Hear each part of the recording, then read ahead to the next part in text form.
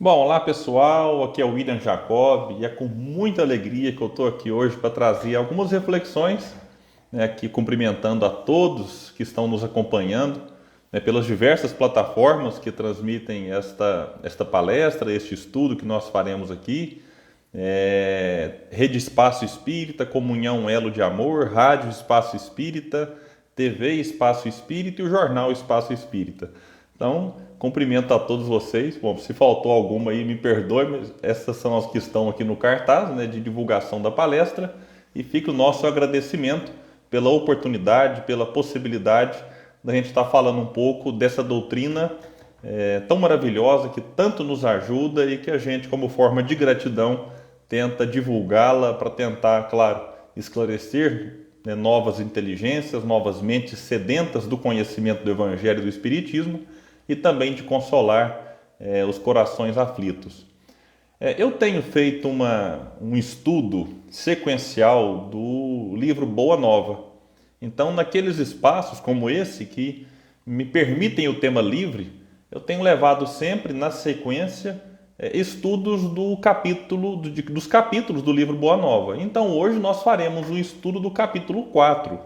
Aqueles que quiserem acompanhar os estudos anteriores ou, né, prosseguirem acompanhando os posteriores, eu deixo aqui o convite para que se inscrevam no meu canal lá no YouTube.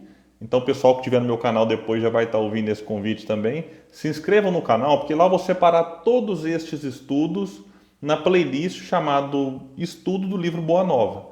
Então vai ficar tudo na sequência e a gente vai fazer esses 30 capítulos aí em diversos lugares, né, nas redes sociais e juntá-los todos nessa playlist no meu canal, que é um espaço exclusivo para divulgação do Espiritismo. Bom, e o capítulo 4 do Boa Nova, ele é intitulado A Família Zebedeu. É bom sempre reforçar, o livro Boa Nova é um espetáculo, né? Uma obra que merece a nossa atenção, merece a nossa reflexão, nosso estudo, e foi psicografado pelo nosso querido Chico, né? Chico Xavier. Eu, por exemplo, moro em Uberlândia, né? Chico nasceu em Pedro Leopoldo, mas mudou para Uberaba, que é uma cidade aqui muito próxima da que eu moro, e quem ditou este livro foi o espírito Humberto de Campos. É um livro muito bonito, gente, vale a pena, porque aqui ele vai desdobrar os acontecimentos que não foram registrados pelos evangelistas na sua totalidade. Muita coisa se perdeu, é claro, até porque os evangelhos foram escritos tempos depois, né, da desencarnação de Jesus. Então a gente sabe que é difícil a gente memorizar tudo aquilo que viveu, né? Às vezes detalhes se perdem, é normal, natural, não é que está errado. O que acontece? Humberto Campos vem e nos traz agora do mundo espiritual o que eu chamo dos bastidores do Evangelho. Né? Alguns capítulos aqui a gente fica impressionado, como esse que eu vou estudar aqui hoje com vocês. E eu vou fazer até a leitura de alguns trechos, ou de quase todos eles, mas fiquem tranquilos, nós faremos pequenas pausas até para a leitura não cansar todos vocês. E por que eu faço essa leitura e não fico também aqui só fazendo reflexões avulsas com frases retiradas do livro? É também uma forma da gente tentar extrair um pouco mais, que já aconteceu comigo, eu preparo alguma coisa antes, preparei isso aqui, mas ao reler um parágrafo, novas ideias surgem. E ao mesmo tempo, a intenção nossa é mostrar para aqueles que não leram o livro como é bela a forma como Humberto de Campos coloca tudo isso aqui, repito, através da psicografia do Chico. Bom, feita essa introdução, vamos à leitura, capítulo 4, livro Boa Nova, A Família Zebedeu. Na manhã que se seguiu à primeira manifestação da sua palavra defronte do Tiberíades, o mestre se aproximou de dois jovens que pescavam nas margens e os convocou para o seu apostolado. Aqui eu faço uma pequena regressão no capítulo 3, que é intitulado Primeiras Pregações. É quando Jesus convoca Simão Pedro e André, os dois irmãos, filho de Jonas, para que fizessem parte então do apostolado. Jesus faz uma pregação na beira do Tiberíades. Aqui Humberto de Campos vai destacar que naquela pregação havia uma multidão acompanhando e magnetizada com a fala, com o olhar, com tudo aquilo que Jesus expunha naquele momento, não só com as palavras, mas, né, com o seu magnetismo, com o seu pensamento, que de certa forma contagiava a todos que ali estavam. Então, na manhã seguinte dessas primeiras pregações de Jesus, é que vai acontecer isso aqui. Então ele se aproxima de dois jovens e diz a esses dois jovens que pescavam. Então são mais outros pescadores, né? Como Simão e André. Filhos de Zebedeu, disse bondoso, desejais, veja um verbo, desejais participar das alegrias da boa nova? Olha que pergunta. Jesus não se impõe, ele não obriga, ele não constrange, ele pergunta: vocês desejam fazer parte da Boa Nova? Tiago e João, olha o detalhe, que já conheciam as pregações do Batista, que nós estudamos no capítulo 2, intitulado Jesus e o Precursor. Então Tiago e João já conheciam o que João Batista havia pregado. E que o tinham ouvido na véspera, então também ouviram Jesus na beira do lago, tomados de emoção, se lançaram para ele, transbordantes de alegria. Mestre, mestre, exclamavam felizes.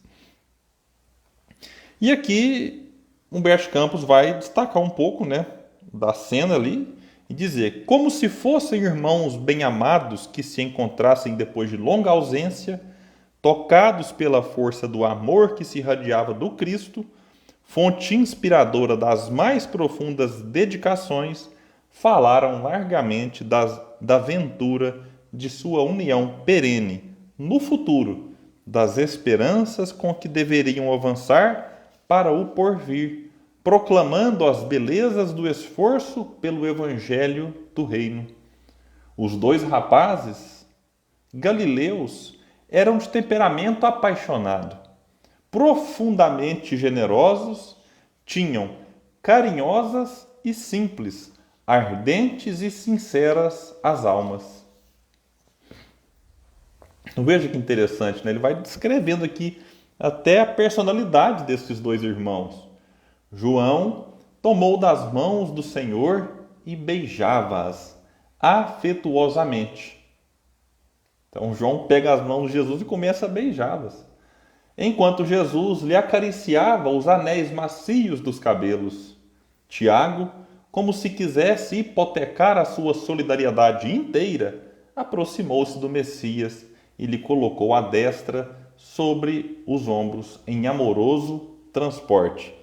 Então, quem te observa, e esses detalhes eles são interessantes, embora pareçam às vezes, à primeira vista sem importância, porque mostra para nós como Jesus era carinhoso com os seus discípulos, né? Como Jesus tinha essa preocupação, esse carinho, essa ternura.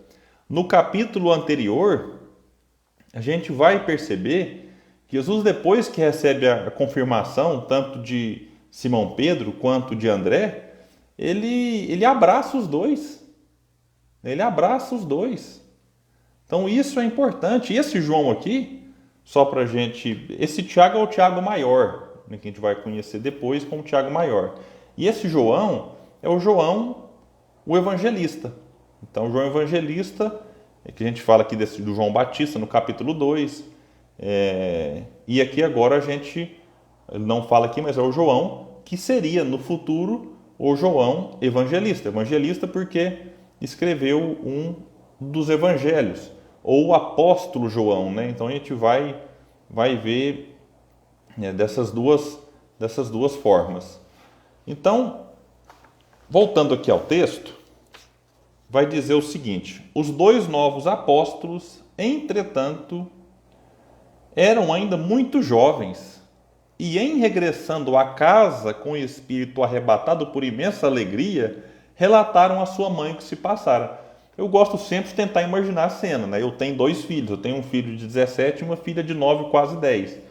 Já pensou, os dois saem de casa, né? Estão na escola, por exemplo, que é um lugar que os dois ficam de fato sozinhos, ou ficavam, né, antes da pandemia, e chega em casa e fala: olha, aquele homem que estava pregando aqui na beira do lago ontem, ele nos chamou para ser os seus seguidores.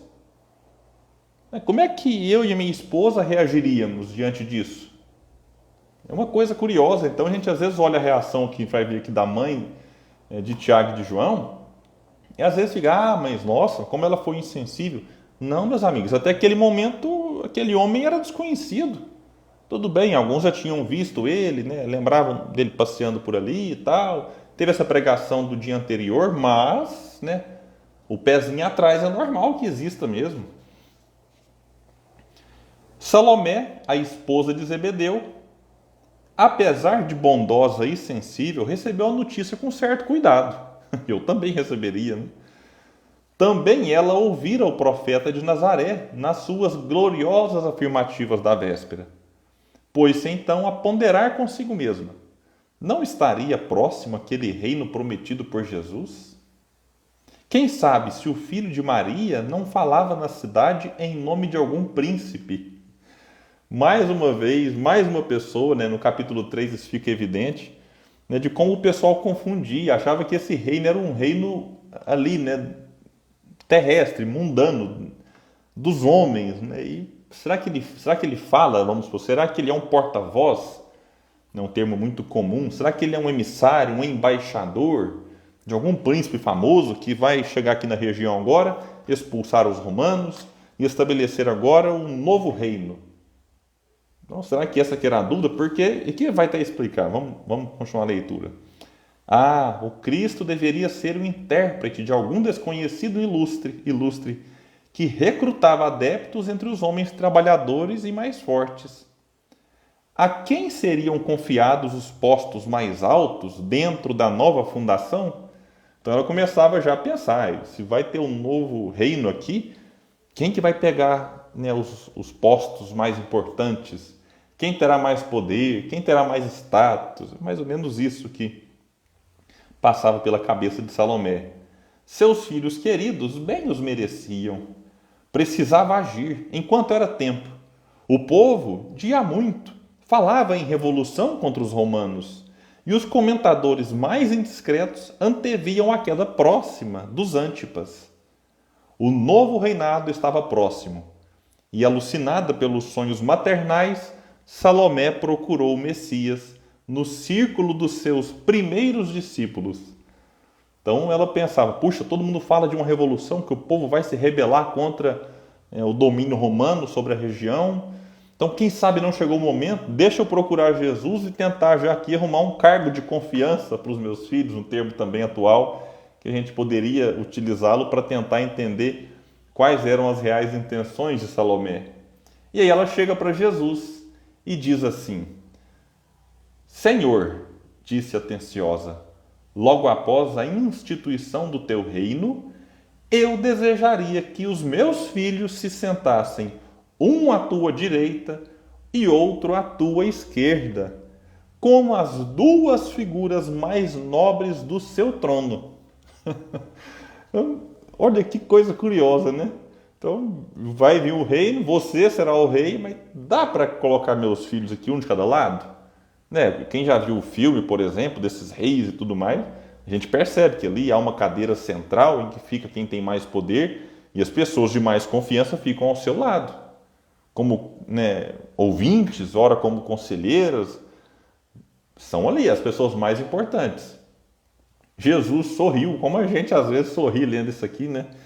Jesus sorriu e obtemperou com gesto bondoso: antes de tudo, é preciso saber se eles quererão beber do meu cálice. Olha o verbo querer de novo. Antes, desejar, vocês desejam, então agora o verbo querer. Né? Será que eles querem beber do cálice de Jesus? A progenitora, a mãe, né, aquela deu a vida aos meninos, a progenitora dos dois jovens embaraçou-se. Além disso, o grupo que rodeava o Messias a observava com indiscrição e manifesta curiosidade. Reconhecendo que o instante não lhe permitia mais amplas explicações, retirou-se apressada. colocando o seu velho esposo ao corrente dos fatos. Então ela vê aquela movimentação aqui. Jesus já estava rodeado de André, de Simão, Mateus, eu esqueci de falar, né? O Levi até então, o coletor de impostos, o publicano, também fora convidado e aceitou de imediato fazer parte ali daqueles que seguiriam o mestre. E aí ela sai e vai contar agora para o marido, Zebedeu. Ao entardecer, cessado, finalizado o labor do dia, o trabalho do dia, Zebedeu, acompanhado pelos 2 filhos, procurou o mestre em casa de Simão.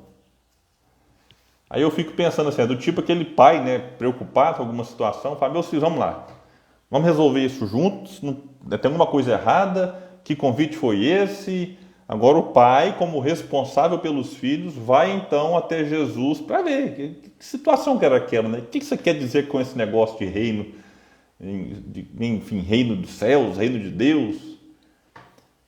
Zebedeu respondeu-lhe Jesus. Aliás, antes aqui, Jesus lhe recebia a visita com extremo carinho, enquanto o velho Galileu expunha as suas razões, humilde e respeitoso. Zebedeu, respondeu-lhe Jesus, tu que conheces a lei e lhe guardas os preceitos no coração, sabes de algum profeta de Deus que no seu tempo fosse amado pelos homens do mundo? É mais ou menos assim, se vocês estão pensando que me seguir vai ser só para receber elogios e ser amado pelos homens do mundo, estão enganados. Tanto é que Zebedeu, que conhecia a história dos profetas, disse, não, Senhor. Continua Jesus, que fizeram de Moisés, de Jeremias, de Jonas? Todos os emissários da verdade divina foram maltratados e trucidados, ou banidos do berço em que nasceram. Na terra, o preço do amor e da verdade tem sido o martírio e a morte. Nossa, essa frase é forte, hein? Já pensou? Fala, eu convidei seus filhos para isso. De fato, no final da vida, só João, na verdade, né, teve uma morte, digamos, uma morte morrida. Os outros, todos martirizados. O pai de Tiago e de João ouvia o humilde e repetia, sim, Senhor. E Jesus, como se aproveitasse o momento para esclarecer todos os pontos em dúvida, continuou, o reino de Deus tem que ser fundado no coração das criaturas. O trabalho árduo é o meu gozo, o sofrimento, o meu cálice.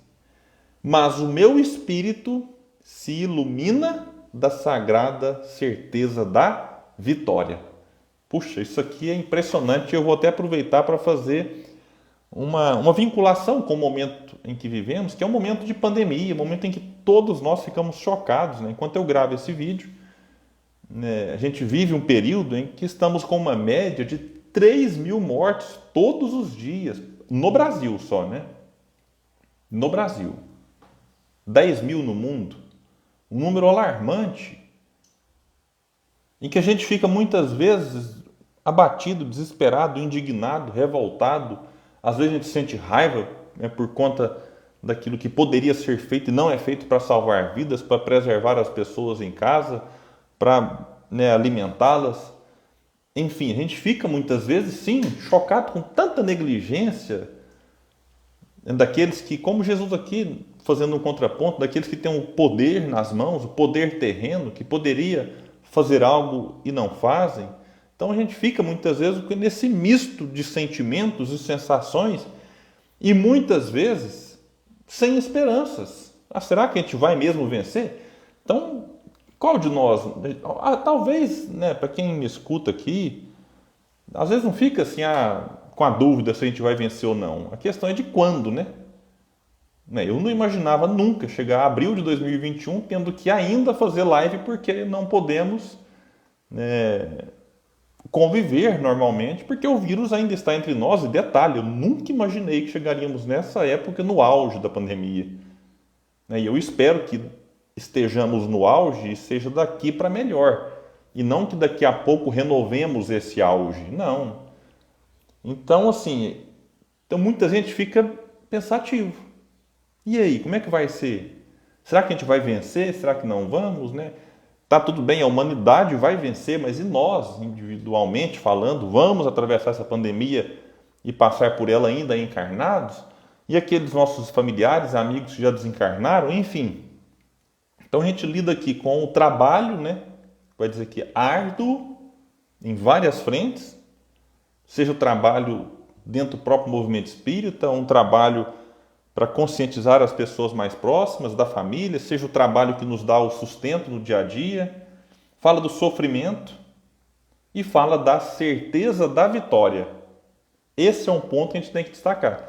A humanidade vai vencer a pandemia. Isso é uma questão clara. A questão é quando e quantos precisarão morrer para isso.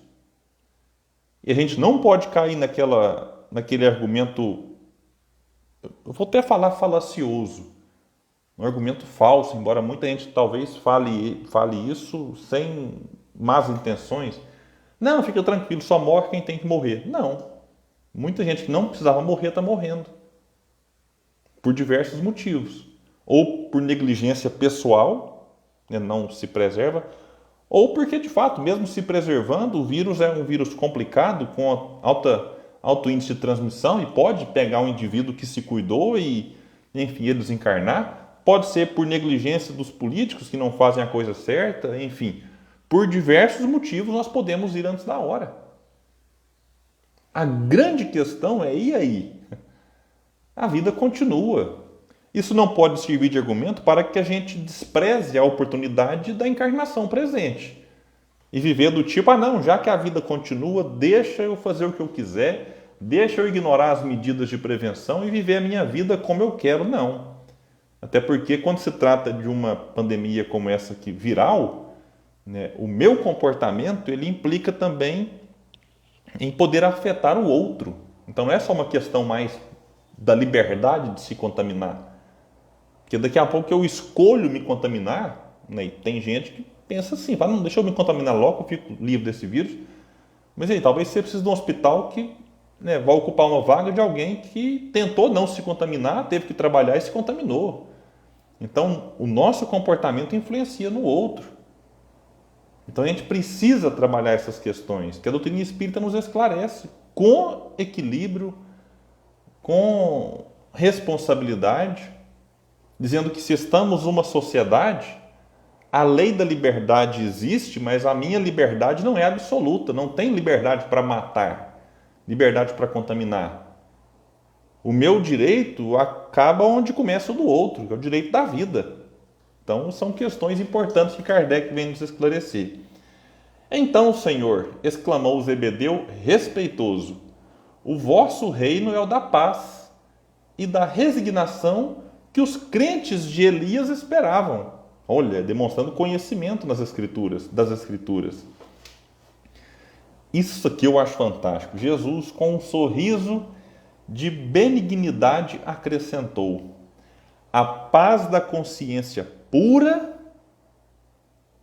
e a resignação suprema à vontade de meu Pai são do meu reino.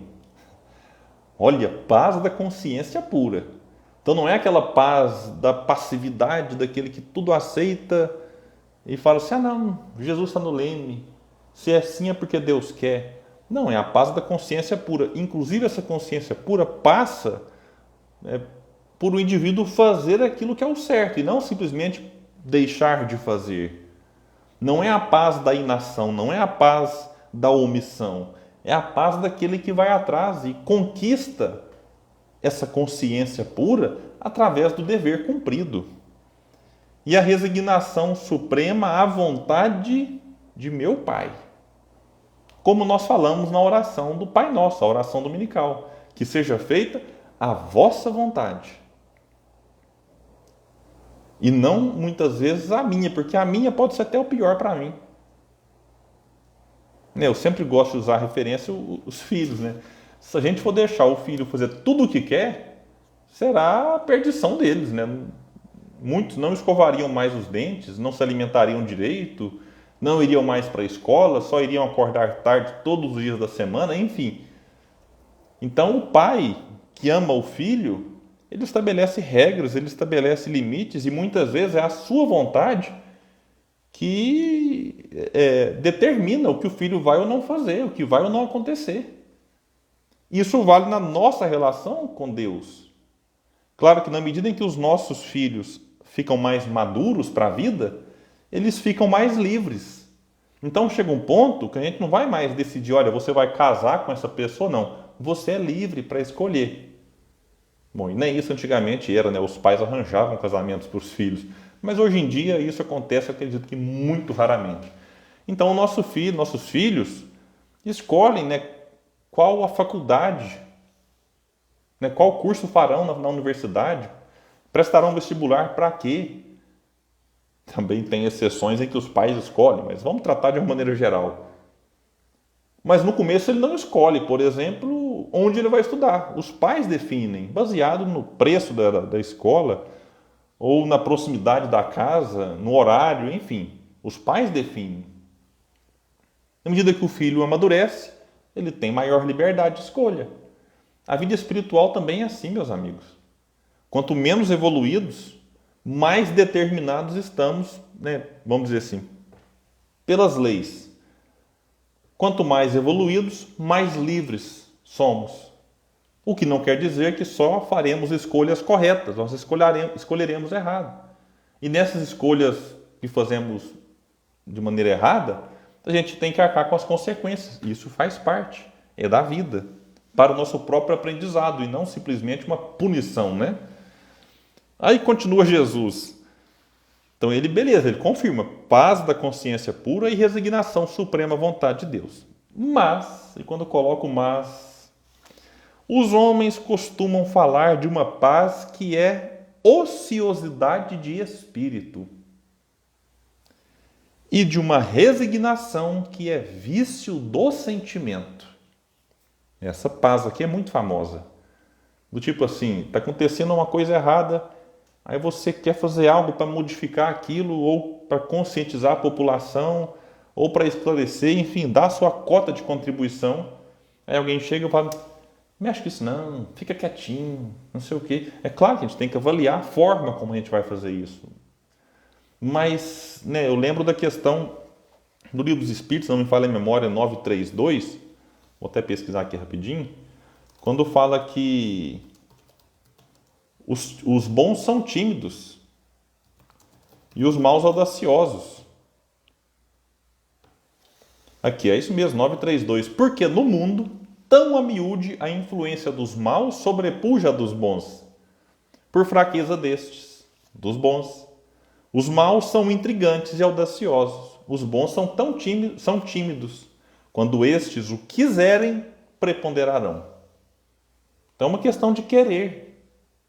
Agora, a gente não pode ficar achando que todo tipo de situação a gente tem que colaborar com o silêncio. Tem momentos que sim.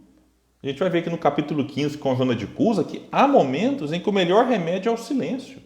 Há momentos que não. William, como é que eu vou saber a hora de calar e a hora de falar? Aí, meus amigos, é uma questão de autoconhecimento, do indivíduo buscar se conhecer e saber a hora certa de falar e com o tempo aprendendo a forma certa de se posicionar, de falar, para que tenha paz. Porque muitas pessoas se calam e não ficam em paz. Às vezes conseguem uma paz externa porque, né, aí você não desagrada ninguém, mas perde a paz interna da consciência. A consciência cobra e fala, puxa vida, precisava ter falado, precisava ter orientado, precisava ter esclarecido, ajudado.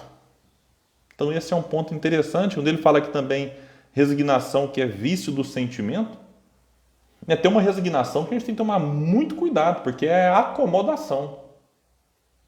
Uma vez um amigo falou assim, não, eu estou doente, mas eu não vou procurar ajuda médica não, porque se está acontecendo assim é porque Deus quer, e se Deus quer eu tenho só que aceitar e ser resignado. Eu falei, opa, vamos ler de novo aqui Evangelho segundo o Espiritismo, bem e mal sofrer. O bem sofrer não é aquele que não procura ajuda, mas é aquele que, em procurando ajuda e não tendo solução, aceita o sofrimento com resignação, não se revolta, não se desespera. Agora, não buscar ajuda não tem nada a ver com resignação. Aí é uma resignação que é um vício do sentimento, poderíamos dizer. Às vezes o orgulho falou, se eu pedir ajuda, a pessoa vai achar o que de mim? Pois é, isso é um orgulho que fala dentro de nós e que nos impede, muitas vezes, de estender as próprias mãos em busca de socorro e fica sofrendo com os braços cruzados. Então isso não é resignação. Trago comigo, diz Jesus, as armas para que o homem combata os inimigos que lhe subjugam o coração, e não descansarei enquanto não tocarmos o porto da vitória, porque vamos vencer. Falei atrás da pandemia, nós vamos superar essa pandemia como já superamos outras, como já superamos momentos difíceis na história da humanidade. Continua Jesus: eis porque o meu cálice agora tem de transbordar de fel, que são os esforços ingentes que a obra reclama. E como se quisesse pormenorizar os esclarecimentos, prosseguiu. Agora vai detalhar. Há homens poderosos no mundo que morrem comodamente em seus palácios, sem nenhuma paz no coração, transpondo em desespero e com a noite na consciência os umbrais da eternidade. Umbrais aqui são portais, portais da eternidade. Não tem a ver com o umbral que nós lembramos muitas vezes lá do livro Nosso Lar, né, da série A Vida no Mundo Espiritual do André Luiz. Então, olha que interessante, há homens poderosos. Então, estão lá morando em palácios suntuosos, morrem, mas com a consciência intranquila, com a consciência perturbada. E agora ele faz um contraponto. Há lutadores que morrem na batalha de todos os momentos, muitas vezes vencidos e humilhados, guardando, porém, completa serenidade de espírito, porque em todo bom combate repousaram o pensamento no seio amoroso de Deus. Que é o que aconteceria depois com Tiago, com João, com todos. Às vezes morriam ali humilhados, morriam para o mundo, sem grandes importâncias, sem poder, sem status, sem fortuna, sem riqueza, sem palácios, mas com a consciência tranquila. Outros há que aplaudem o mal, numa falsa atitude de tolerância, para lhe sofrer amanhã os efeitos destruidores. Então veja que interessante esse ponto colocado também, né? Aplaude o mal, mas daqui a pouco a gente vai ser vítima daquilo que aplaudiu. Quando eu aplaudo a injustiça com o outro, daqui a pouco eu posso ser vítima da injustiça que eu aplaudi. Quando a gente defende que a quem a gente não gosta seja julgado e condenado de uma maneira injusta, daqui a pouco aquilo pode se virar contra mim. Eu estou dizendo das leis humanas mesmo. Quando eu comemoro que alguém que pensa diferente de mim está sendo vítima de uma perseguição, daqui a pouco o perseguido pode ser eu ou aquele que eu gosto. Esse é um ponto delicado para a gente pensar. Os verdadeiros discípulos das verdades do céu, esses não aprovam o erro. Detalhe, nem exterminam os que o sustentam. Então não é porque eu não aprovo o erro que eu quero eliminar quem comete o erro. Não é esse o papel do cristão. Não é esse o papel de quem segue Jesus. Você é um criminoso, você comete erro, deverá ser eliminado, banido da sociedade. Não é esse o propósito. Trabalham pelo bem, porque sabem que Deus também está trabalhando. O Pai não tolera o mal e o combate, por muito amar a seus filhos. Vê, pois, Zebedeu, que o nosso reino é de trabalho perseverante pelo bem real da humanidade inteira. Enquanto os dois apóstolos fitavam em Jesus olhos calmos e venturosos, Zebedeu o contemplava como se tivesse à sua frente o maior profeta do seu povo. Grande reino, exclamou o velho pescador, e dando expansão ao entusiasmo que lhe enchia o coração, disse, ditoso: Senhor, Senhor, trabalharemos convosco, pregaremos o vosso evangelho, aumentaremos o número dos vossos seguidores.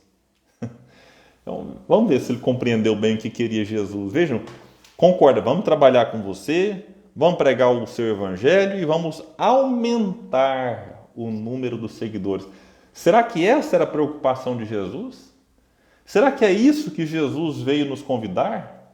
Aumentar o número dos seguidores? Vamos ver o que Jesus fala?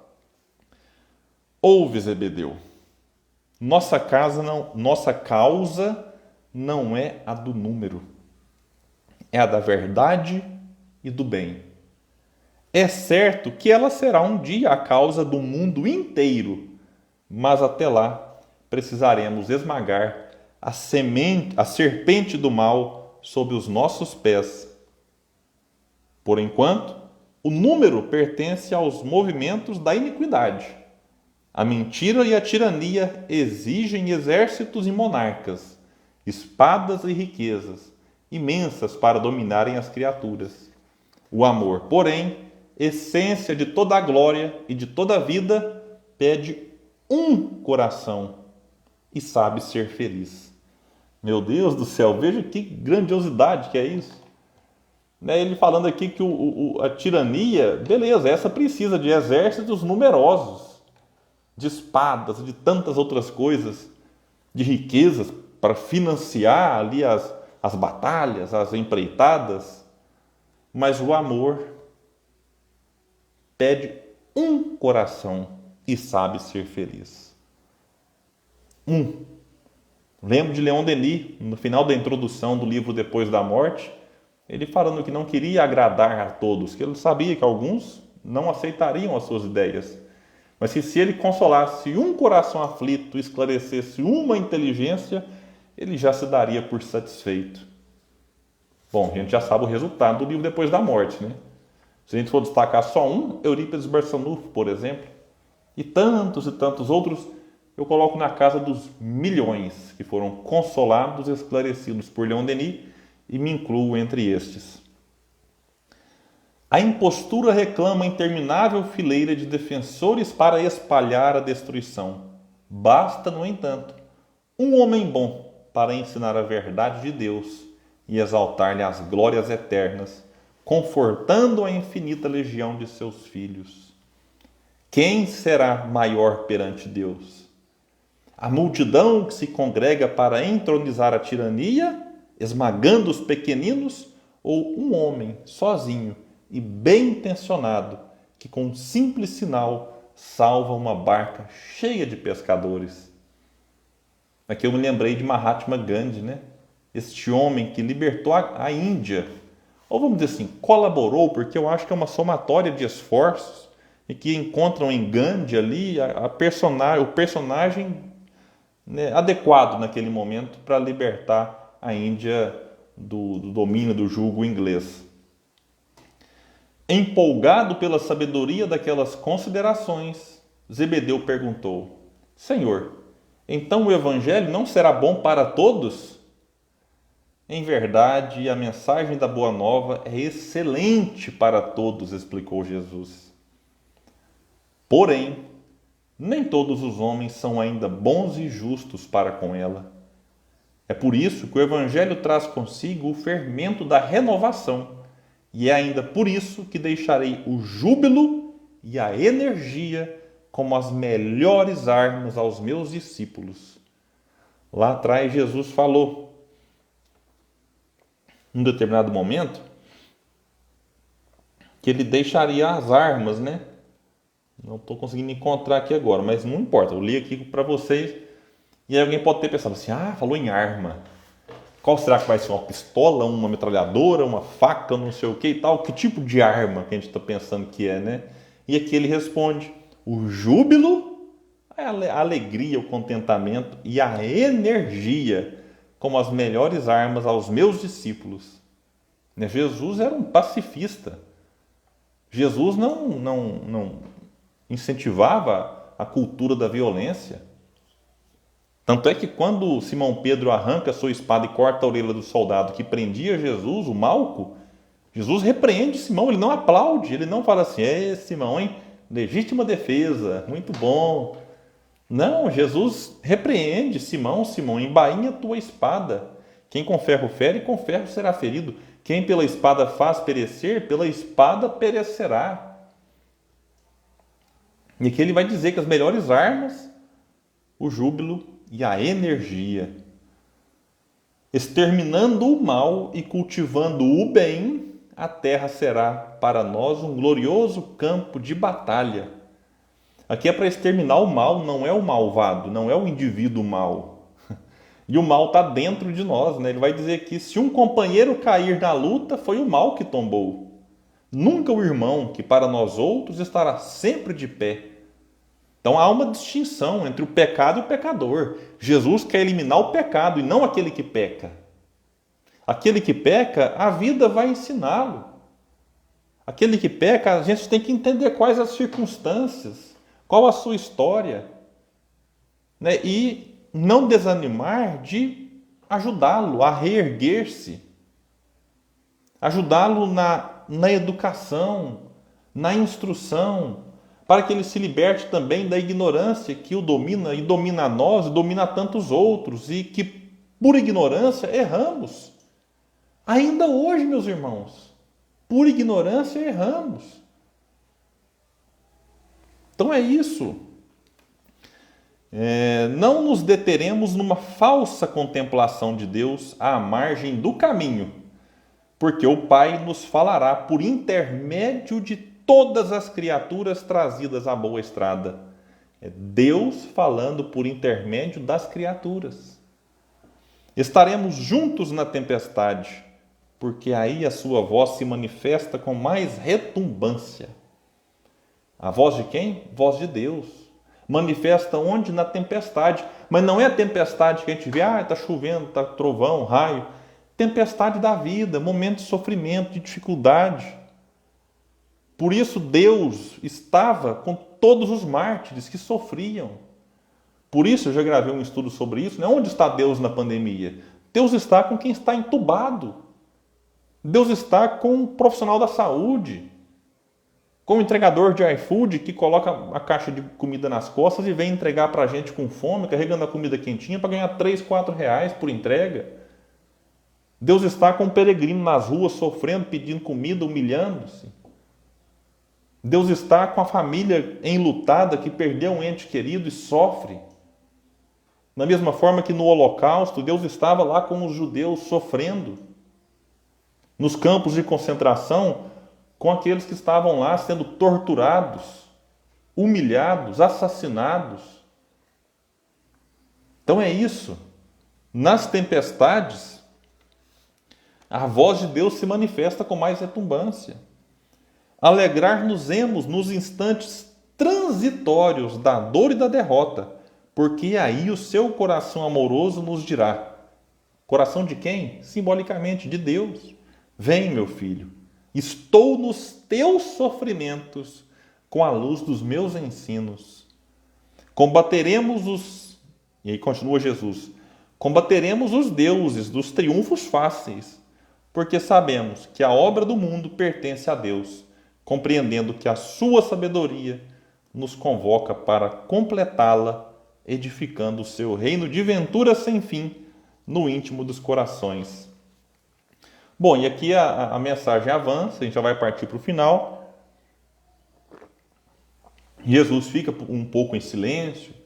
João e Tiago se aproximam ali, meio que magnetizados pelo olhar enérgico, né, e carinhoso de Jesus. E Zebedeu, como se não pudesse resistir à própria emotividade, fecha os olhos com o peito oprimido de júbilo. Até ali, seu velho coração conhecera a lei rígida e temera Jeová, com a sua voz de trovão sobre as sarças de fogo.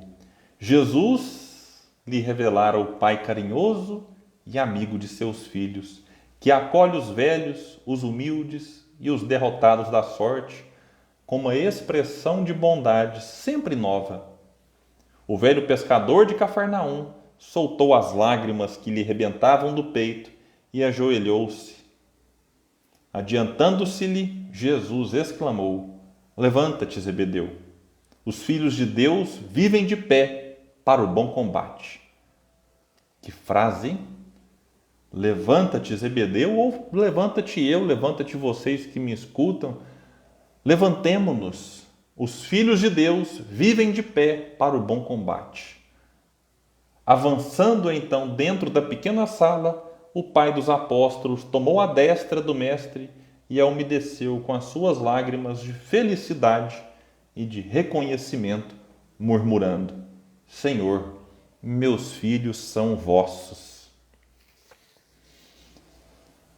Jesus, atraindo-o docemente ao coração, lhe afagou os cabelos brancos, dizendo: Chora, Zebedeu, porque as tuas lágrimas de hoje são formosas e benditas. Temias a Deus, agora o amas. Estavas perdido nos raciocínios humanos sobre a lei, agora tens no coração a fonte da fé viva.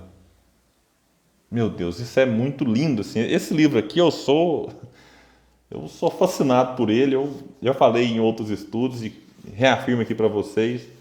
Um dos meus maiores arrependimentos foi o de ter demorado 6 ou 7 anos depois que me tornei espírita, estou com 10 agora, para ter lido esta obra. Muita gente falava, leia Boa Nova, e eu ia sempre deixando para depois, deixando. Enfim, li, arrependido de não ter lido antes, mas agora vamos aproveitar que a gente já leu, tentar estudar, tentar trazer reflexões, porque assim como o Zebedeu, muitos de nós trazemos essa ideia talvez de um Deus rancoroso, vingativo, daquele Deus do Velho Testamento, que às vezes a gente tem a ideia de que de fato é um Deus que pune, que castiga, que oprime muitas vezes as pessoas, os seres.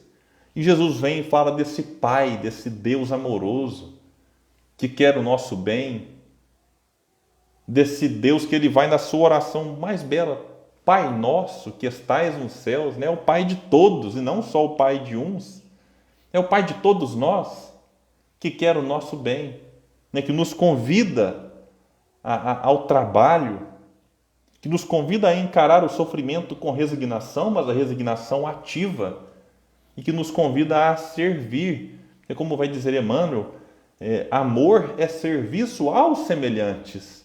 Então que a gente tenha condições de servir, porque não é a posição física em que nós estamos de Jesus, se é do lado direito, do lado esquerdo, se eu estou perto ou próximo, como Salomé imaginava.